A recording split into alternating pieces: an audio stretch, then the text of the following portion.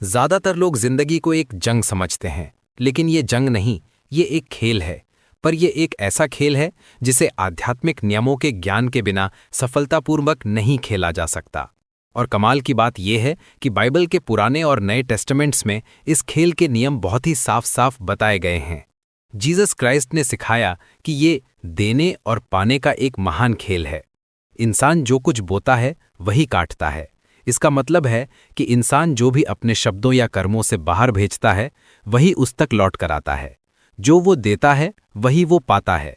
अगर वो नफरत देगा तो उसे नफरत मिलेगी, अगर वो प्यार देगा तो उसे प्यार मिलेगा, अगर वो आलोचना करेगा तो उसे आलोचना मिलेगी, अगर वो झूठ बोलेगा तो उससे झूठ बोला जाएगा, अगर वो धोखा देगा तो उसे धोखा मिलेगा। हमें यह भी सिखाया जाता है कि इस जिंदगी के खेल में हमारी कल्पना शक्ति यानी इमेजिंग फैकल्टी एक बहुत बड़ी भूमिका निभाती है। अपने दिल यानी अपनी कल्पना की पूरी लगन से रक्षा करो, क्योंकि जिंदगी के सारे स्रोत इसी से निकलते हैं।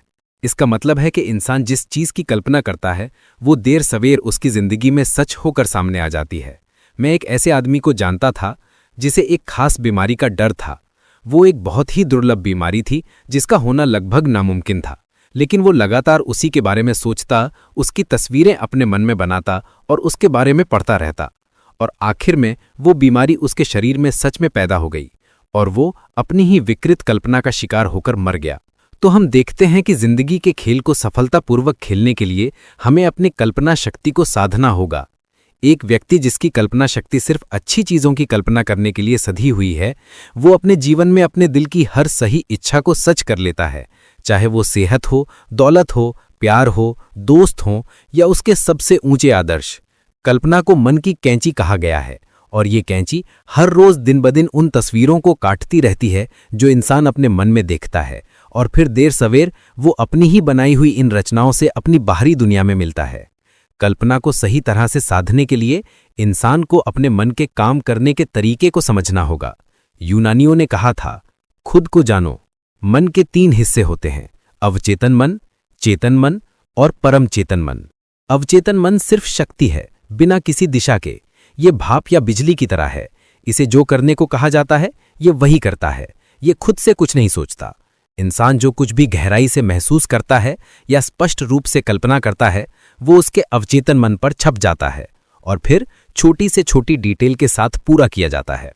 उदाहरण के लिए, मेरी एक जानने वाली महिला जब बच्ची थी तो वो हमेशा विधवा होने का नाटक करती थी। वो काले कपड़े पहनती, लंबा काला घूंघट करती और लोग सोचते थे कि वो कितनी चतुर और मजाकिया है। वो बड़ी हुई, उसने एक ऐसे आदमी से शादी की जिससे वो बेतहा प्यार करती थी। कुछ ही समय में उस आदमी की मौत हो गई और वो कई सालों तक काले कपड़े और लंबा काला घूंघट पहने रही। एक विधवा के रूप में उसकी तस्वीर उसके अवचेतन मन पर छप गई थी और समय आने पर वो सच हो गई, भले ही इससे कितनी ही तबाही क्यों न हुई हो। तो कल्पना को सही तरह से साधने के लिए इंसान को अपने मन के काम करने के तरीके को समझना होगा। यूनानियों ने कहा था, खुद को जानो। मन के 3 हिस्से होते हैं, अवचेतन मन, चेतन मन और परम चेतन मन। अवचेतन मन सिर्फ शक्ति है, इसमें कोई दिशा नहीं है। ये भाप या बिजली की तरह है। इसे जो करने को कहा जाता है ये वही करता है। ये खुद से कुछ नहीं सोचता। इंसान जो कुछ भी गहराई से महसूस करता है या स्पष्ट रूप से कल्पना करता है वो उसके अवचेतन मन पर छप जाता है और फिर छोटी से छोटी डिटेल के साथ पूरा किया जाता है। उदाहरण के लिए, मेरी एक जानने वाली महिला जब बच्ची थी तो वो हमेशा विधवा होने का नाटक करती थी। वो काले कपड़े पहनती, लंबा काला घूंघट करती और लोग सोचते थे कि वो कितनी चतुर और मजाकिया है। वो बड़ी हुई, उसने एक ऐसे आदमी से शादी की जिससे वो बेतहा प्यार करती थी। कुछ ही समय में उस आदमी की मौत हो गई और वो कई सालों तक काले कपड़े और लंबा काला घूंघट पहने रही। एक विधवा के रूप में उसकी तस्वीर उसके अवचेतन मन पर छप गई थी और समय आने पर वो सच हो गई, भले ही इससे कितनी ही तबाही क्यों न हुई हो। चेतन मन वो है जो जिंदगी को वैसा ही देखता है जैसी वो दिखती है। वो मौत, तबाही, बीमारी, गरीबी और हर तरह की सीमाओं को देखता है और यही सब अवचेतन मन पर छापता रहता है। और परम चेतन मन हर इंसान के अंदर का ईश्वरीय मन है और ये उत्तम विचारों का क्षेत्र है। इसी में वो उत्तम नमूना या दैवीय प्रतिमान है जिसके बारे में प्लेटो ने बात की थी, क्योंकि प्रत्येक व्यक्ति के लिए एक दैवीय प्रतिमान होता है। एक स्थान है जो तुम्हें भरना है और उसे कोई और नहीं भर सकता। कुछ ऐसा है जो तुम्हें करना है जिसे कोई और नहीं कर सकता। इसकी एक उत्तम तस्वीर परम चेतन मन में होती है। ये अक्सर हमारे चेतन मन में एक ऐसे आदर्श के रूप में चमकती है जिसे पाना नामुमकिन लगता है, कुछ इतना अच्छा जो सच नहीं हो सकता। असल में ये इंसान की सच्ची मंजिल होती है, जो उसके अंदर मौजूद अनंत बुद्धि से उसे दिखाई जाती है। बहुत से लोग अपनी सच्ची मंजिल से अनजान होते हैं और ऐसी चीज़ों और हालातों के लिए कोशिश करते रहते हैं जो उनके लिए हैं ही नहीं, और अगर वो उन्हें पा भी लें तो उन्हें सिर्फ नाकामी और असंतुष्टि मिलती है। जैसे एक महिला मेरे पास आई और उसने मुझसे कहा कि मैं उसके लिए ये शब्द कहूं कि उसकी शादी एक खास आदमी से हो जाए जिससे वो बहुत प्यार करती थी। मैंने जवाब दिया कि ये आध्यात्मिक नियम का उल्लंघन होगा, लेकिन मैं सही आदमी के लिए, दैवीय चयन के लिए शब्द कहूंगी, वो आदमी जो दैवीय अधिकार से उसका है। मैंने कहा अगर वो आदमी तुम्हारे लिए सही है तो तुम उसे खो नहीं सकती, और अगर नहीं तो तुम्हें उसके बराबर का कोई और मिल जाएगा। वो उस आदमी से अक्सर मिलती रही, लेकिन उनकी दोस्ती में कोई प्रोग्रेस नहीं हुआ। एक शाम उसने मुझे फ़ोन किया और कहा, पता है पिछले एक हफ्ते से वो आदमी मुझे उतना शानदार नहीं लग रहा है। मैंने जवाब दिया शायद दैवीय चयन कोई और आदमी हो। थोड़ी देर बाद उसकी मुलाकात एक दूसरे आदमी से हुई जिसे उससे पहली नज़र में प्यार हो गया। उसने वो सारी बातें कही जो वो हमेशा चाहती थी कि पहला आदमी उससे कहे। उसने जल्दी ही उस प्यार का जवाब दिया और पहले आदमी में उसकी सारी दिलचस्पी खत्म हो गई। ये प्रतिस्थापन का नियम दिखाता है, एक गलत विचार की जगह एक सही विचार ने ले ली, इसलिए इसमें कोई नुकसान या त्याग शामिल नहीं था। जीसस क्राइस्ट ने कहा, तुम पहले ईश्वर के राज्य और उसकी नेकी की खोज करो और ये सारी चीज़ें तुम्हें दे दी जाएंगी। और उन्होंने कहा कि वो राज्य इंसान के भीतर है। बहुत से लोगों ने बेकार के शब्दों से अपनी ज़िंदगी में तबाही मचा रखी है। एक महिला मुझसे पूछती थी कि उसकी ज़िंदगी अब गरीबी और सीमाओं से भरी क्यों है। पहले उसके पास एक घर था, सुंदर चीज़ें थीं और बहुत पैसा था। हमने पाया कि वो अक्सर अपने घर के मैनेजमेंट से थक जाती थी और बार बार कहती थी, मैं इन चीज़ों से तंग आ गई हूँ, काश मैं एक सूटकेस में रहती। और उसने कहा, आज मैं उसी सूटकेस में रह रही हूँ। उसने बोल बोलकर खुद को एक सूटकेस में पहुंचा दिया था। अब चेतन मन को मजाक समझ नहीं आता। सौभाग्य से ये नियम दोनों तरफ से काम करता है। कमी की स्थिति को बहुतायत की स्थिति में बदला जा सकता है। एक महिला गर्मी के एक तपते दिन मेरे पास समृद्धि के लिए उपचार करवाने आई। वो थकी, निराश और हताश थी। उसने कहा कि उसके पास दुनिया में सिर्फ $8 हैं। मैंने कहा, बहुत अच्छा, हम इन $8 को आशीर्वाद देंगे और इन्हें बढ़ाएंगे, जैसे जीसस क्राइस्ट ने रोटियां और मछलियों को बढ़ाया था, क्योंकि उन्होंने सिखाया था कि हर इंसान के पास आशीर्वाद देने और बढ़ाने, ठीक करने और समृद्ध करने की शक्ति है। मैंने उससे कहा, अपने मन की आवाज़ सुनो, क्या तुम्हारा मन कुछ करने या कहीं जाने को कह रहा है? इंट्यूशन यानी अंतर्दर्शन का मतलब है भीतर से सिखाया जाना। ये इंसान का अचूक मार्गदर्शक है। महिला ने जवाब दिया, मुझे घर जाने का मन है, मेरे पास बस किराए के लिए ही पैसे हैं। उसका घर एक दूर के शहर में था और कमी और सीमाओं से भरा था, और उसके तार्किक मन ने कहा, न्यूयॉर्क में रहो और काम ढूंढो और कुछ पैसे कमाओ। मैंने जवाब दिया, तो घर जाओ, अपने मन की आवाज़ को कभी नज़रअंदाज मत करो। मैंने उसके लिए ये शब्द कहे, अनंत आत्मा इस महिला के लिए बहुत ज़्यादा पैसे का रास्ता खोलो। वो एक ऐसी लातवानी चुंबक है जो हर चीज़ को अपनी तरफ खींचती है जो उसके लिए ही है। मैंने उसे ये लगातार दोहराने के लिए भी कहा। वो तुरंत घर के लिए निकल गई। वहाँ एक दिन एक महिला से मिलते हुए उसकी मुलाकात अपने परिवार के एक पुराने दोस्त से हुई। उस दोस्त के जरिए उसे चमत्कारिक तरीके से हज़ारों डॉलर मिले। उसने मुझसे अक्सर कहा है, उस महिला के बारे में बताओ जो तुम्हारे पास $8 और एक मन की आवाज़ के साथ आई थी। इंसान के रास्ते में हमेशा बहुतायत होती है, लेकिन इसे केवल इच्छा, विश्वास या बोले गए शब्द के माध्यम से ही हकीकत में लाया जा सकता है। जीसस क्राइस्ट ने स्पष्ट रूप से कहा था कि इंसान को पहला कदम उठाना पड़ेगा। मांगो और तुम्हें दिया जाएगा, खोजो और तुम्हें मिलेगा, खटखटाओ तो तुम्हारे लिए खोला जाएगा। इंसान और उसके सबसे ऊंचे आदर्शों और उसके दिल की हर इच्छा के बीच संदेह और डर के सिवाय और कुछ नहीं है। जब इंसान बिना चिंता किए इच्छा कर सकता है तो उसकी हर इच्छा तुरंत पूरी हो जाएगी। डर ही इंसान का एकमात्र दुश्मन है। कमी का डर, असफलता का डर, बीमारी का डर, नुकसान का डर और असुरक्षा की भावना। जीसस क्राइस्ट ने कहा, तुम क्यों डरते हो ऐ कम विश्वास वालों? तो हम देख सकते हैं कि हमें डर की जगह विश्वास को अपनाना होगा, क्योंकि डर बस उल्टा विश्वास है। ये बुरे की बजाय अच्छे में विश्वास है। जिंदगी के खेल का मकसद अपने बुरे को साफ साफ देखना और बुराई की सभी मानसिक तस्वीरों को मिटाना है। ये अवचेतन मन को अच्छाई की अनुभूति से भरकर किया जा सकता है। अपने अवचेतन मन में मौजूद सभी पुराने बुरे रिकॉर्ड्स को तोड़ दें, हमारी जिंदगी के वो रिकॉर्ड्स जिन्हें हम नहीं रखना चाहते, और नए और सुंदर रिकॉर्ड्स बनाएं। इन शब्दों को शक्ति और विश्वास के साथ जोर से बोलें। मैं अब अपने बोले गए शब्द से अपने अवचेतन मन में मौजूद सभी झूठे रिकॉर्ड्स को तोड़ता और ध्वस्त करता हूं। वो अपने ही व्यर्थ कल्पनाओं से आए थे, इसलिए वो अपने ही शून्यता के ढेर में लौट जाएंगे। मैं अब अपने भीतर मौजूद मसीह के माध्यम से अपने उत्तम रिकॉर्ड्स बनाता हूं, स्वास्थ्य, धन, प्रेम और उत्तम आत्म व्यक्ति के रिकॉर्ड्स। यही जीवन का चौखट है। खेल पूरा हुआ। अब हम बात करेंगे समृद्धि के नियम की। शास्त्रों के माध्यम से मानवता को दिए गए सबसे महान संदेशों में से एक ये है कि ईश्वर ही मनुष्य का स्रोत है और मनुष्य अपने बोले गए शब्दों के माध्यम से वो सब कुछ पा सकता है जो दैवी अधिकार से उसका है, लेकिन उसे अपने बोले गए शब्दों पर पूरा विश्वास होना चाहिए। अब हम जानते हैं कि शब्द और विचार एक जबरदस्त वाइब्रेशन शक्ति है जो हमेशा मनुष्य के शरीर और उसके मामलों को शेप देते रहते हैं। एक महिला बड़ी परेशानी में मेरे पास आई और उसने कहा कि महीने की 15 तारीख को उस पर $3000 का मुकदमा होने वाला है। उसे पैसे पाने का कोई रास्ता नहीं सूझ रहा था और वो निराश थी। मैंने उसे बताया कि ईश्वर ही उसका स्रोत है और हर मांग के लिए एक स्रोत है। इसलिए मैंने शब्द कहे। मैंने धन्यवाद दिया कि उस महिला को सही समय पर सही तरीके से $3000 मिल जाएंगे। मैंने उसे बताया कि उसे पूरा विश्वास रखना होगा और अपने पूरे विश्वास के साथ काम करना होगा। 15 तारीख आ गई लेकिन कोई पैसा नहीं आया। उसने मुझे फोन पर पूछा कि उसे क्या करना है। मैंने जवाब दिया, आज सैटरडे है इसलिए वो आज तुम पर मुकदमा नहीं करेंगे। तुम्हारा काम अमीर बनने का नाटक करना है जिससे ये पता चले कि तुम्हें पूरा विश्वास है कि सोमवार तक तुम्हें पैसे मिल जाएंगे। उसने मुझसे अपने साथ लंच करने के लिए कहा ताकि उसका हौसला बना रहे। जब मैं रेस्टोरेंट में उससे मिली तो मैंने कहा, ये किफायत करने का समय नहीं। मैं आज सुबह अपने कमरे में बैठी थी, तभी दरवाजे की घंटी बजी। मैंने नौकरानी से कहा, किसी को अंदर मत आने देना। लेकिन नौकरानी ने खिड़की से बाहर देखा और कहा, ये तो आपके लंबी सफेद दाढ़ी वाले चचेरे भाई हैं। तो मैंने कहा, उन्हें वापस बुलाओ, मैं उनसे मिलना चाहूंगी। वे बस कोने से मुड़ ही रहे थे कि उन्होंने नौकरानी की आवाज सुनी और वे वापस आ गए। उन्होंने लगभग 1 घंटे तक बातें की और जाते जाते उन्होंने कहा, अरे हाँ, पैसों का क्या हाल है? मैंने उन्हें बताया कि मुझे पैसों की जरूरत है और उन्होंने कहा, अरे मैं तुम्हें महीने की 1 तारीख को $3000 दे दूंगा। मैंने उनसे ये कहना ठीक नहीं समझा कि मुझ पर मुकदमा होने वाला है। मैं क्या करूं? मुझे पैसे महीने की 1 तारीख तक नहीं मिलेंगे और मुझे कल ही चाहिए। मैंने कहा, मैं उपचार करती रहूंगी। मैंने कहा, आत्मा कभी देर नहीं करती। मैं धन्यवाद देती हूं कि उसे अदृश्य दुनिया में पैसे मिल गए हैं और वे समय पर प्रकट होंगे। अगली सुबह उसके चचेरे भाई ने उसे फोन किया और कहा, आज सुबह मेरे ऑफिस आ जाओ और मैं तुम्हें पैसे दे दूंगा। उस दोपहर उसके बैंक में $3000 जमा हो गए। अगर कोई सफलता की मांग करता है और असफलता की तैयारी करता है तो उसे वही स्थिति मिलेगी जिसकी उसने तैयारी की है। इंसान को उस चीज के लिए तैयारी करनी चाहिए जिसकी उसने मांग की है, जबकि उसका दूर दूर तक कोई निशान भी ना हो। एक महिला को न्यूयॉर्क में अपार्टमेंट की भारी कमी के दौरान एक अपार्टमेंट खोजना पड़ा। यह लगभग असंभव माना जा रहा था। उसके दोस्तों ने कहा, कितनी बुरी बात है, तुम्हें अपना फर्नीचर स्टोर करना होगा और होटल में रहना होगा। उसने जवाब दिया, तुम्हें मेरे लिए दुखी होने की जरूरत नहीं है, मैं एक सुपरमैन हूं और मुझे एक अपार्टमेंट मिल जाएगा।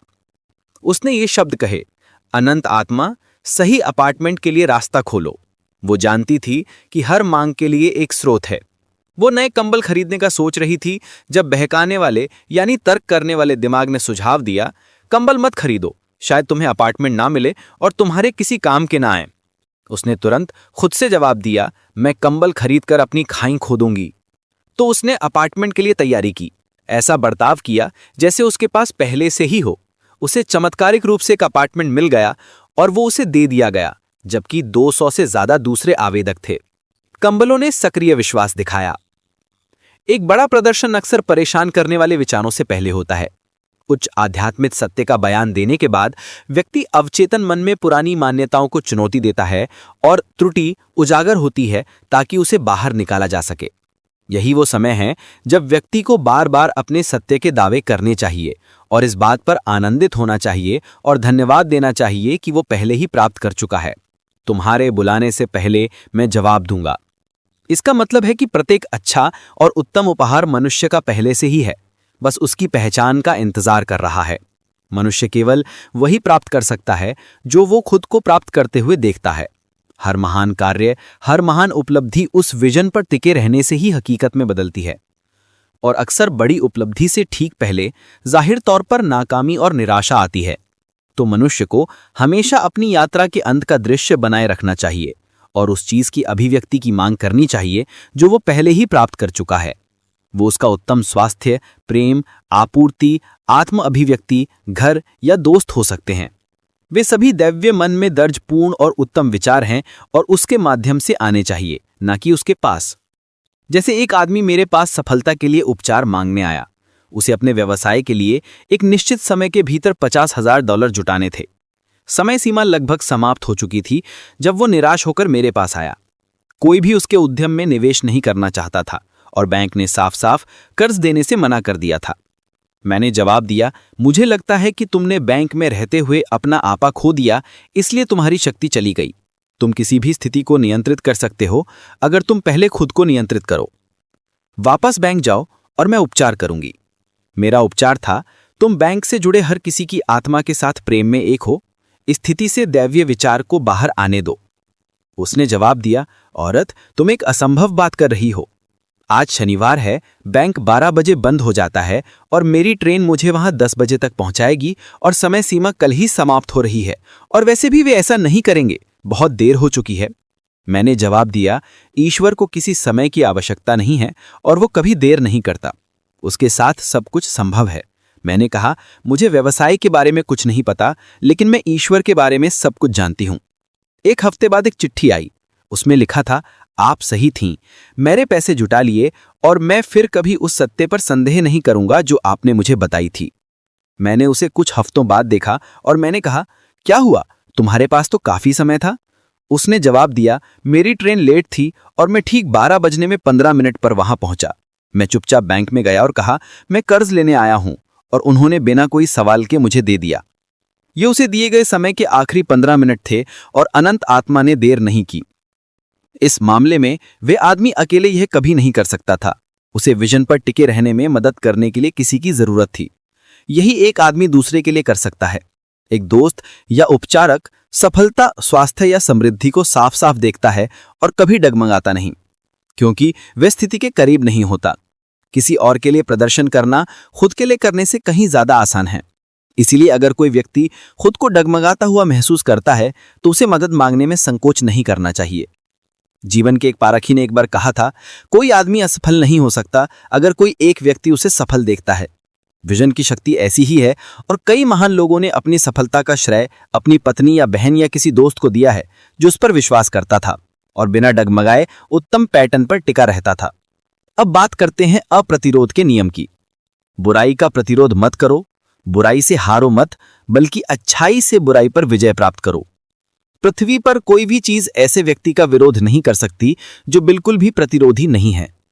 चीनी कहते हैं कि पानी सबसे शक्तिशाली तत्व है, क्योंकि यह पूरी तरह से अप्रतिरोधी है। यह एक चट्टान को घिस सकता है और अपने सामने आने वाली हर चीज को बहा ले जा सकता है। जीसस क्राइस्ट ने कहा, बुराई का प्रतिरोध मत करो, क्योंकि वो जानते थे कि असल में कोई बुराई नहीं है, इसलिए विरोध करने के लिए कुछ भी नहीं है। बुराई मनुष्य की व्यर्थ कल्पना या दो शक्तियों, गुण और बुराई में विश्वास से पैदा हुई है। एक पुरानी कहानी है कि आदम और हवा ने माया, भ्रम के पेड़ का फल खाया और एक शक्ति ईश्वर के बजाय दो शक्तियां देखीं। इसलिए बुराई एक झूठा नियम है जो मनुष्य ने खुद के लिए बनाया है। हमने पढ़ा कि मनुष्य की आत्मा उसका अवचेतन मन है, और वो जो भी गहराई से महसूस करता है, अच्छा या बुरा, उस वफादार सेवक द्वारा चित्रित किया जाता है। उसका शरीर और उसके मामले दिखाते हैं कि वो क्या चित्रित कर रहा है। बीमार आदमी ने बीमारी की तस्वीर बनाई है, गरीब आदमी ने गरीबी की, अमीर आदमी ने दन्नत की। एक बार एक आध्यात्मिक गुरु ने मुझे जीवन के खेल में हर बाजी जीतने का एक अद्भुत नुस्खा दिया। ये अप्रतिरोध का चरम है। उन्होंने इसे इस तरह से दिया कि मेरे जीवन के एक समय में मैं बच्चों का बपतिस्मा करता था, और जाहिर है उनके कई नाम होते थे। अब मैं बच्चों का बपतिस्मा नहीं करता, लेकिन मैं घटनाओं का बपतिस्मा करता हूं। लेकिन मैं हर घटना को एक ही नाम देता हूं। अगर मुझे असफलता मिलती है तो मैं उसे सफलता का नाम देता हूं, पिता और पुत्र और पवित्र आत्मा के नाम पर। इसमें हम परिवर्तन का महान नियम देखते हैं जो अप्रतिरोध पर आधारित है। उसके बोले गए शब्द के माध्यम से हर असफलता सफलता में बदल गई। उदाहरण के लिए, एक महिला जिसे पैसे की जरूरत थी और समृद्धि के आध्यात्मिक नियम को जानती थी, उसे लगातार एक ऐसे आदमी के साथ व्यापार करना पड़ता था जो उसे बहुत गरीब महसूस कराता था। वो कमी और सीमा की बातें करता था और वो उसके गरीबी के विचारों को पकड़ने लगी। इसलिए वह उससे नफरत करने लगी और उसे अपनी असफलता के लिए दोषी ठहराने लगी। वो जानती थी कि अपनी आपूर्ति को प्रदर्शित करने के लिए उसे पहले यह महसूस करना होगा कि वो प्राप्त कर चुकी है। समृद्धि की भावना उसकी अभिव्यक्ति से पहले आनी चाहिए। एक दिन उसे एहसास हुआ कि वह स्थिति का प्रतिरोध कर रही है और एक के बजाय दो शक्तियां देख रही है। इसलिए उसने उस आदमी को आशीर्वाद दिया और इस स्थिति को सफलता का नाम दिया। उसने कहा, चूंकि केवल एक ही शक्ति है, गुण, इसलिए ये आदमी मेरे भले और मेरी समृद्धि के लिए यहां है। इसके तुरंत बाद वो इस आदमी के माध्यम से एक महिला से मिली जिसने उसे एक सेवा के बदले कई हजार डॉलर दिए, और वो आदमी एक दूर के शहर में चला गया और सामंजस्यपूर्ण तरीके से उसके जीवन से गायब हो गया। यह बयान दें कि प्रत्येक आदमी मेरे भले की श्रृंखला में एक सुनहरा लिंक है, क्योंकि सभी पुरुष ईश्वर की अभिव्यक्ति हैं जो मनुष्य द्वारा स्वयं दिए गए अवसर का इंतजार कर रहे हैं ताकि वह उसके जीवन की दैवीय योजना की सेवा कर सके। अपने दुश्मन को आशीर्वाद दो और तुम उसका गोला बारूद छीन लोगे, उसके तीर आशीर्वाद में बदल जाएंगे। जब तक मनुष्य किसी स्थिति का विरोध करता है वह उसके साथ रहेगी, अगर वह उससे भागता है तो वह उसके पीछे भागेगी। इसका मतलब है स्वीकार करो कि प्रतिकूल स्थिति अच्छी है, उससे परेशान मत हो और वह अपने ही वजन से गिर जाएगी। इनमें से कोई भी चीज मुझे हिला नहीं सकती। यह एक अद्भुत कथन है। असामंजस्यपूर्ण स्थिति मनुष्य के भीतर किसी असामंजस्य से आती है। जब उसके भीतर किसी असामंजस्यपूर्ण स्थिति के लिए कोई भावनात्मक प्रतिक्रिया नहीं होती तो वह हमेशा के लिए उसके रास्ते से गायब हो जाती है। तो हम देखते हैं कि मनुष्य का काम हमेशा स्वयं के साथ होता है। अतीत में जीना एक असफल तरीका है और आध्यात्मिक नियम का उल्लंघन है। जीसस क्राइस्ट ने कहा, देखो अभी स्वीकार्य समय है, आज ही उद्धार का दिन है। समय के लुटेरे अतीत और भविष्य हैं। मनुष्य को अतीत को आशीर्वाद देना चाहिए और उसे भूल जाना चाहिए अगर वे उसे बंधन में रखता है, और भविष्य को आशीर्वाद देना चाहिए जानते हुए कि उसमें उसके लिए अनंत खुशियां हैं, लेकिन पूरी तरह से अब में जीना चाहिए। मनुष्य को पल में जीना सीखना होगा। इसलिए इस दिन को अच्छी तरह से देखो, यह भोर का अभिवादन है। उसे आध्यात्मिक रूप से सतर्क रहना चाहिए, हमेशा अपने संकेतों की प्रतीक्षा करता हुआ हर अवसर का लाभ उठाना चाहिए। एक दिन मैं लगातार चुपचाप कह रही थी, अनंत आत्मा मुझे कोई भी अवसर चूकने मत देना, और उस शाम मुझे कुछ बहुत महत्वपूर्ण बताया गया। दिन की शुरुआत सही शब्दों से करना बहुत जरूरी है। जागने पर तुरंत एक सकारात्मक कथन करें। उदाहरण के लिए, आज तेला ही हुक्म चले, आज एक पूर्णता का दिन है, मैं इस उत्तम दिन के लिए धन्यवाद देती हूँ, चमत्कार के बाद चमत्कार हो। तो कानून का ज्ञान मनुष्य को अपनी गलतियां मिटाने की शक्ति देता है। अगर वो समृद्धि चाहता है तो उसे पहले चेतना में समृद्ध होना होगा। एक महिला मेरे पास समृद्धि के लिए उपचार मांगने आई। वो अपने घरेलू मामलों में ज्यादा दिलचस्पी नहीं लेती थी और उसका घर बहुत अव्यवस्थित था। मैंने उससे कहा, अगर तुम अमीर बनना चाहती हो तो तुम्हें व्यवस्थित होना होगा। महान धन वाले सभी पुरुष व्यवस्थित होते हैं और व्यवस्था स्वर्ग का पहला नियम है। मैंने कहा, तुम कभी भी पिन कुशन में जली हुई माचिस की तीली के साथ अमीर नहीं बनोगी। उसका हास्य बहुत अच्छा था और उसने तुरंत अपने घर को व्यवस्थित करना शुरू कर दिया। उसने फर्नीचर को फिर से व्यवस्थित किया, दराजों को सीधा किया, कालीनों को साफ किया और जल्द ही एक बड़ा वित्तीय प्रदर्शन किया। एक रिश्तेदार से एक उपहार। बहुत से लोग इस बात से अनभिज्ञ हैं कि उपहार और चीजें निवेश हैं और जमाखोरी और बचत हमेशा नुकसान की ओर ले जाती हैं। अब बात करते हैं बोझ डालने की और अपने अवचेतन मन को प्रभावित करने की। जब मनुष्य अपनी शक्तियों और अपने मन के कामकाज को जान लेता है तो उसकी सबसे बड़ी इच्छा अवचेतन मन को अच्छाई से प्रभावित करने का एक आसान और तेज तरीका खोजना होती है, क्योंकि केवल सत्य का बौद्धिक ज्ञान परिणाम नहीं लाएगा। मेरे अपने मामले में मैंने पाया कि सबसे आसान तरीका बोझ डालना है। एक आध्यात्मिक गुरु ने एक बार इसे इस तरह समझाया। उन्होंने कहा, प्रकृति में किसी भी चीज को वजन देने वाली एकमात्र चीज गुरुत्वाकर्षण का नियम है, और अगर एक शिलाखंड को ग्रह से बहुत ऊपर ले जाया जा सके तो उस शिलाखंड में कोई वजन नहीं होगा। और यही जीसस क्राइस्ट का मतलब था जब उन्होंने कहा कि मेरा जुआ आसान है और मेरा बोझ हल्का है। उन्होंने दुनिया के कंपन पर विजय प्राप्त कर ली थी और चौथे आयाम के दायरे में काम करते थे जहां केवल पूर्णता, जीवन और आनंद है। बाइबल के कई अंशों में कहा गया है कि लड़ाई ईश्वर की है, मनुष्य की नहीं, और मनुष्य को हमेशा स्थिर रहना है और प्रभु का उद्धार देखना है। ये इंगित करता है कि परम चेतन मन या भीतर का मसीहा वो विभाग है जो मनुष्य की लड़ाई लड़ता है और उसे बोझ से मुक्त करता है। इसीलिए हम देखते हैं कि यदि मनुष्य बोझ उठाता है तो वो कानून का उल्लंघन करता है, और बोझ एक प्रतिकूल विचार या स्थिति है और इस विचार या स्थिति की जड़ अवचेतन मन में होती है। ये कितना वैज्ञानिक है कि बोझ को परम चेतन मन या भीतर के मसीहा पर डाल दिया जाए जहां ये हल्का हो जाता है या अपनी मूल शून्यता में घुल जाता है। उदाहरण के लिए, एक महिला जिसे तत्काल धन की जरूरत थी, उसने ये बयान दिया, मैं इस कमी के बोझ को मसीहा भीतर पर डालती हूँ और मैं बहुतायत में रहने के लिए स्वतंत्र हो जाती हूँ।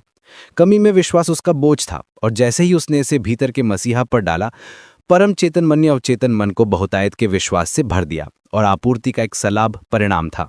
ये बयान बार बार कभी कभी घंटों तक चुपचाप या जोर से, शांति से, लेकिन दृढ़ निश्चय के साथ किया जाना चाहिए। मैंने अक्सर इसकी तुलना एक फोनोग्राफ को चाबी देने से की है। हमें बोले गए शब्द से खुद को चाबी देनी होगी। मैंने देखा है, बोझ डालते समय थोड़ी देर बाद व्यक्ति स्पष्ट रूप से देखने लगता है। जब तक मन शक और डर से घिरा रहता है तब तक स्पष्ट दृष्टि रखना असंभव है। नियमित रूप से यह दोहराने से मैं इस बोझ को भीतर के मसीहा पर डालता हूं और मैं स्वतंत्र हो जाता हूं। दृष्टि साफ हो जाती है और इसके साथ राहत का भाव आता है और देर सवेर भलाई की अभिव्यक्ति होती है, चाहे वो स्वास्थ्य, खुशी या आपूर्ति हो। सक्रिय विश्वास हमेशा अवचेतन मन को प्रभावित करने के लिए जरूरी है। कर्म के बिना विश्वास मरा हुआ है। जीसस क्राइस्ट ने सक्रिय विश्वास दिखाया जब उन्होंने रोटियों और मछलियों के लिए धन्यवाद देने से पहले भीड़ को जमीन पर बैठने का आदेश दिया। एक महिला गलतफहमी के कारण अपने पति से अलग हो गई थी, जिससे वो बहुत प्यार करती थी। उसने सुलह के सभी प्रस्तावों को अस्वीकार कर दिया और उससे किसी भी तरह से संपर्क नहीं करेगा। आध्यात्मिक कानून का ज्ञान प्राप्त करने के बाद उसने अलगाव की उपस्थिति से इनकार कर दिया। उसने बयान दिया, दैवीय मन में कोई अलगाव नहीं है, इसलिए मैं उस प्रेम और सहयोग से अलग नहीं हो सकती जो दैवीय अधिकार से मेरा है। उसने हर दिन मेज पर उसके लिए एक जगह बनाकर सक्रिय विश्वास दिखाया, जिससे अवचेतन मन पर उसकी वापसी की एक तस्वीर छप गई। 1 साल से ज्यादा समय बीत गया, लेकिन वो कभी डगमगाई नहीं और एक दिन वो अंदर आ गया। अब बात करते हैं प्रेम की। इस ग्रह पर हर आदमी प्रेम में अपनी दीक्षा ले रहा है। मैं तुम्हें एक नया आदेश देता हूं कि तुम एक दूसरे से प्रेम करो। असली प्रेम निस्वार्थ और भय से मुक्त होता है। ये अपनी आसक्ति की वस्तु पर खुद को उंडेल देता है, बिना किसी वापसी की मांग के। इसका आनंद देने के आनंद में है। प्रेम ईश्वर की अभिव्यक्ति है और ब्रह्मांड में सबसे मजबूत चुंबकीय शक्ति है। शुद्ध निस्वार्थ प्रेम अपने आप को अपनी ओर आकर्षित करता है। उसे खोजने या मांगने की जरूरत नहीं है। शायद ही किसी को असली प्रेम की जरा सी भी समझ हो। आदमी अपने आसक्ति में स्वार्थी, अत्याचारी या भयभीत होता है, जिससे वो उस चीज को खो देता है जिससे वो प्यार करता है। ईर्ष्या प्रेम की सबसे बड़ी दुश्मन है, क्योंकि कल्पना बेकाबू हो जाती है, प्रियजन को किसी और की ओर आकर्षित होते हुए देखती है, और यदि इन भयों को निष्प्रभावी नहीं किया जाता तो वे हमेशा सच हो जाते हैं। उदाहरण के लिए, एक महिला गंभीर संकट में मेरे पास आई। जिस आदमी से वो प्यार करती थी वो उसे दूसरी महिलाओं के लिए छोड़ गया था और उसने कहा था कि वो उससे कभी शादी नहीं करेगा। वो ईर्ष्या और आक्रोश से फटी जा रही थी और उसने कहा कि वो उम्मीद करती है कि वो भी उतना ही कष्ट भुगतेगा जितना उसने उसे भुगताया है, और कहा वो मुझे कैसे छोड़ सकता है जब मैं उसे इतना प्यार करती थी। मैंने जवाब दिया, तुम उस आदमी से प्यार नहीं कर रही हो, तुम उससे नफरत कर रही हो, और कहा तुम वो कभी नहीं पा सकते जो तुमने कभी नहीं दिया। एक उत्तम प्रेम दो और तुम्हें एक उत्तम प्रेम मिलेगा। इस आदमी पर खुद को उत्तम बनाओ, उसे एक उत्तम निस्वार्थ प्रेम दो, बदले में कुछ भी नहीं मांगो, आलोचना या निंदा मत करो, और वो जहां भी है उसे आशीर्वाद दो। उसने जवाब दिया, नहीं, मैं उसे आशीर्वाद तब तक नहीं दूंगी जब तक मुझे ये ना पता हो कि वो कहाँ है। ठीक है, मैंने कहा, यह सही प्रेम नहीं है। जब तुम असली प्रेम भेजोगी तो असली प्रेम तुम्हारे पास वापस लौट आएगा, या तो इस आदमी से या उसके बराबर के किसी से, क्योंकि यदि ये आदमी दैवीय चयन नहीं है तो तुम उसे नहीं चाहोगी, क्योंकि तुम ईश्वर के साथ एक हो, तुम उस प्रेम के साथ एक हो जो दैवीय अधिकार से तुम्हारा है। कई महीने बीत गए और मामले लगभग वैसे ही रहे, लेकिन वो लगातार खुद पर काम कर रही थी। मैंने कहा, जब तुम उसकी क्रूरता से परेशान नहीं होगी तो वो क्रूरता करना बंद कर देगा, क्योंकि तुम इसे अपनी भावनाओं के माध्यम से आकर्षित कर रही हो।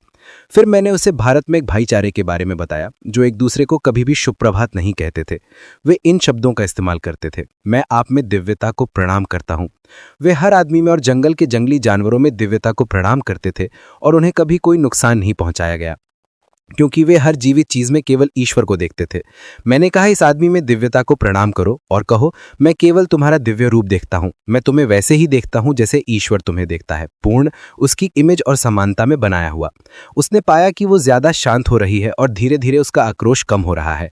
एक दिन उसने अचानक कहा, भगवान करे वो कैप्टन जहां भी है उसे आशीर्वाद मिले। मैंने जवाब दिया, अब ये है असली प्रेम, और जब तुम एक पूर्ण चक्र बन जाओगी और स्थिति से परेशान नहीं होगी तो तुम्हें उसका प्रेम मिलेगा या उसके बराबर का कोई आकर्षित होगा।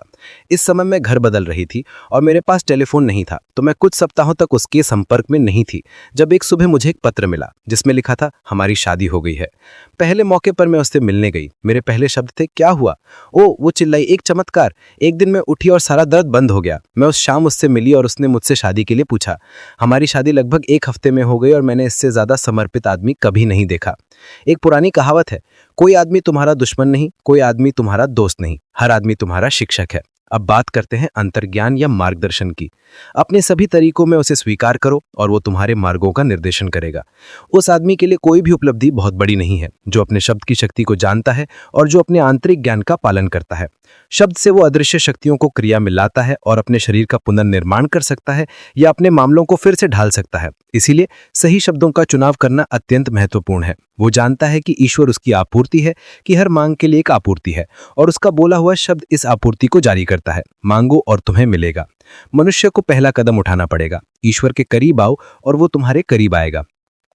मुझसे अक्सर पूछा गया है कि प्रदर्शन कैसे किया जाए। मैं जवाब देती हूँ, शब्द कहो और फिर तब तक कुछ ना करो जब तक तुम्हें निश्चित संकेत ना मिल जाए। संकेत की मांग करो। कहो, अनंत आत्मा, मुझे रास्ता दिखाओ, मुझे बताओ कि क्या मेरे लिए कुछ करना है।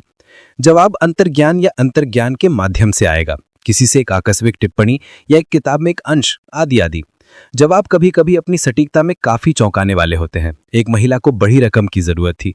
उसने शब्द कहे, अनंत आत्मा, मेरी तत्काल आपूर्ति के लिए रास्ता खोलो। जो कुछ भी दैवीय अधिकार से मेरा है वो अब मुझ तक पहुंचे बहुतायत के बड़े हिमस्खलन में। फिर उसने कहा, मुझे एक निश्चित संकेत दो, मुझे बताओ कि क्या मेरे लिए कुछ करना है। विचार जल्दी आया, एक निश्चित दोस्त को $100 दो। उसने अपनी दोस्त को बताया, जिसने कहा, रुको और इसे देने से पहले एक और संकेत लो। तो वो रुकी और उस दिन एक महिला से मिली जिसने उससे कहा, मैंने आज किसी को $1 दिया, ये मेरे लिए उतना ही था जितना तुम्हारे लिए किसी को $100 देना होगा। ये वास्तव में एक अचूक संकेत था, तो उसे मालूम था कि वो $100 देने में सही थी। ये एक उपहार था जो एक बड़ा निवेश साबित हुआ, क्योंकि उसके तुरंत बाद एक बड़ी रकम एक उल्लेखनीय तरीके से उसके पास आई। देना पाने का रास्ता खोलता है। वित्त में गतिविधि पैदा करने के लिए व्यक्ति को देना चाहिए। अपनी आय का 10वां हिस्सा देना एक पुराना यहूदी रिवाज है और ये निश्चित रूप से वृद्धि लाएगा। अब बात करते हैं उत्तम आत्मा अभिव्यक्ति या दैवीय प्लान की। कोई हवा मेरी नाव को भटका नहीं सकती, न ही भाग्य की धारा को बदल सकती है। प्रत्येक मनुष्य के लिए उत्तम आत्मा अभिव्यक्ति है, एक जगह है जिसे उसे भरना है और कोई और नहीं भर सकता। कुछ ऐसा है जो उसे करना है जिसे कोई और नहीं कर सकता। ये उसका भाग्य है। ये उपलब्धि दैवीय मन में एक परिपूर्ण विचार के रूप में रखी गई है जो मनुष्य की पहचान की प्रतीक्षा कर रही है। क्योंकि कल्पना करना शक्ति कृच्छीकरण शक्ति है, इसलिए मनुष्य के लिए विचार को देखना आवश्यक है इससे पहले कि वो प्रकट हो सके। तो मनुष्य की सर्वोच्च मांग उसके जीवन की दैवीय योजना के लिए है। उसे शायद इसका जरा भी अंदाजा नहीं होगा कि यह क्या है, क्योंकि संभवतः उसके भीतर कोई अद्भुत प्रतिभा छिपी हुई है। उसकी मांग होनी चाहिए, अनंत आत्मा, मेरे जीवन की दैवीय योजना के प्रकट होने का मार्ग खोलो। मेरे भीतर के जीनेस को अब मुक्त होने दो। मुझे परिपूर्ण योजना को स्पष्ट रूप से देखने दो। परिपूर्ण योजना में स्वास्थ्य, धन, प्रेम और परिपूर्ण आत्मा अभिव्यक्ति शामिल है। ये जीवन का चौखटा है जो पूर्ण खुशी लाता है। जब कोई ये मांग करता है तो वो अपने जीवन में बड़े परिवर्तन होते हुए पाएगा, क्योंकि लगभग हर आदमी दैवीय योजना से बहुत दूर भटक गया है। उत्तम आत्मा अभिव्यक्ति कभी श्रम नहीं होगी, बल्कि इतनी दिलचस्प होगी कि यह लगभग खेल की तरह होगी। माता पिता को कभी भी अपने बच्चों पर करियर और पेशे नहीं थोपने चाहिए। आध्यात्मिक सत्य के ज्ञान के साथ दैवीय योजना के लिए बचपन में या जन्म से पहले ही बोला जा सकता है। अंत में कुछ बातें जो आपको याद रखनी है, नकार और स्वीकरूढ़। तुम एक चीज का आदेश दोगे और वो तुम्हारे लिए स्थापित कर दी जाएगी। मनुष्य के जीवन में जो कुछ भी अच्छा प्रकट होना है वो पहले से ही दैवीय मन में एक परिपूर्ण तथ्य है और मनुष्य की पहचान या बोले गए शब्द के माध्यम से जारी किया जाता है। इसलिए उसे इस आदेश में सावधान होना चाहिए कि केवल दैवीय विचार ही प्रकट हों, क्योंकि अक्सर वो अपने